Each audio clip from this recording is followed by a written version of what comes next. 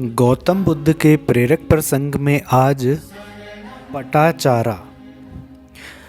कोसल जनपद की राजधानी श्रावस्ती में एक अत्यंत धनवान दंपति रहते थे, जिनके एक छोटा पुत्र व पुत्री थी। माँ बाप पैसा कमाने व दूसरे कामों में व्यस्त रहते थे। पुत्र व पुत्री के लिए अलग अलग नौकर रखे हुए थे। जवानी की उम्र पर पांव रखते ही लड़की भटक गई। 20 वर्ष की हुई तो माँ बाप ने एक सुखी संपन्न परिवार में शादी तय कर दी। बारात आने के पहले ही वह लड़की नौकर के साथ भाग गई। 2 वर्ष बाद उसे एक पुत्र हुआ। कुछ समय बाद उसे फिर गर्भ ठहरा। दोनों बहुत ही गरीब हो चुके थे, इसलिए मायके लौटने का फैसला किया। रास्ते में ही आंधी उठी व घनघोर वर्षा होने लगी। उसी समय उसे प्रसव पीड़ा शुरू हो गई। पति ने सोचा कुछ लकड़ियां काट लाऊं व पत्ते बटोरकर एक कुटिया बना दूं, लेकिन वह पूरी रात लौटा ही नहीं। उस भयावह रात में कीचड़ भरे रास्ते में युवती अकेली कराहती रही और एक बच्चे को जन्म दिया। जब सुबह तक भी पति नहीं लौटा तो दोनों बच्चों को लेकर पति को ढूंढने निकली। थोड़ी ही दूर पर पति की लाश मिली, जो सांप के डसने से नीली हो गई थी। रोती बिलखती वह बच्चों को छाती से चिपकाए श्रावस्ती की ओर चल दी।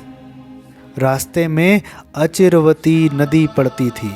बरसात के कारण उसमें भी बाढ़ आई हुई थी। एक साथ दोनों बच्चों को लेकर नदी पार करना उसे मुश्किल लग रहा था। उसने सोचा कि पहले छोटे बच्चे को उस पार पहुंचाकर फिर बड़े बेटे को ले जाएगी।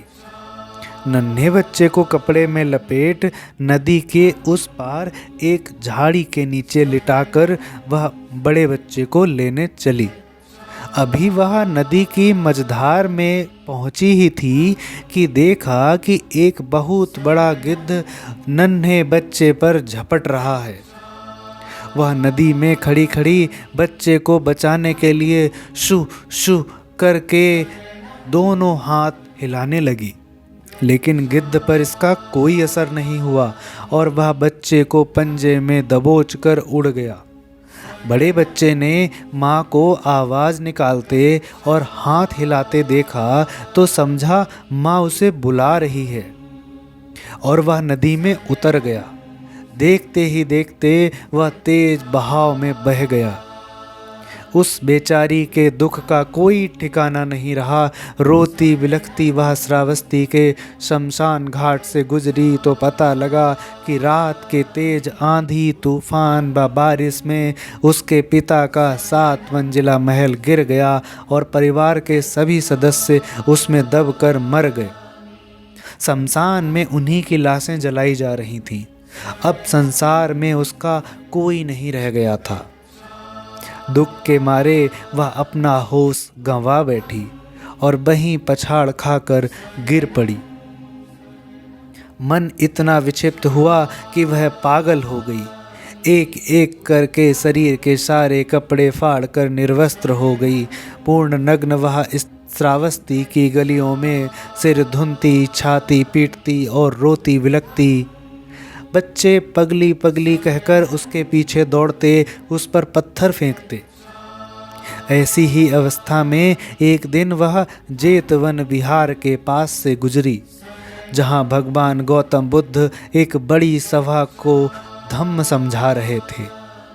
लोगों ने आते देखा तो आशंका से कि कहीं वह अशांति ना पैदा कर दे उसे भगाना चाहा, परंतु गौतम बुद्ध की करुण नज़र उस पर पड़ी तो गौतम बुद्ध ने उसे अपने पास बुलाया और करुणा भरे शब्दों में कहा, मेरी दुखियारी बेटी होश संभाल।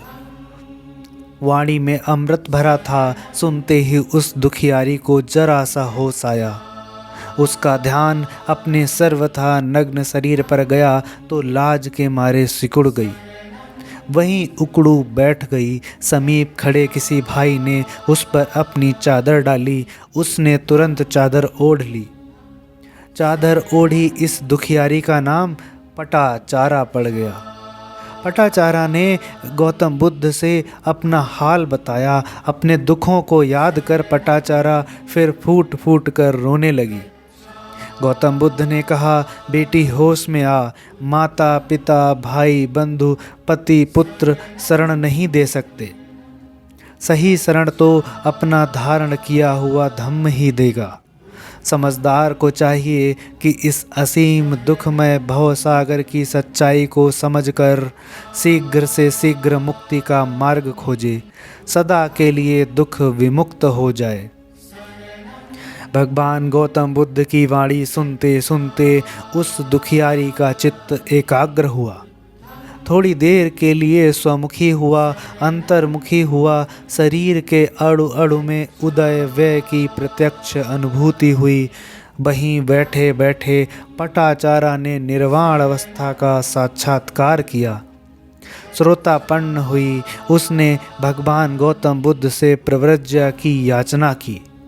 भगवान ने उसे भिक्षुणियों के पास भेजकर प्रव्रजित कराया और पटाचारा मुक्ति के मार्ग पर दृढ़ता से आरूढ़ हुई। पटाचारा भगवान की प्रमुख शिष्याओं में से एक हुई। उसने अपना संपूर्ण जीवन अपने जैसे दुखियारी नारियों को धम्म के मार्ग पर परिचालित कर दुख मुक्ति कराने में ही बिताया। अपने कल्याण के साथ साथ अनेकों के कल्याण का कारण बनी।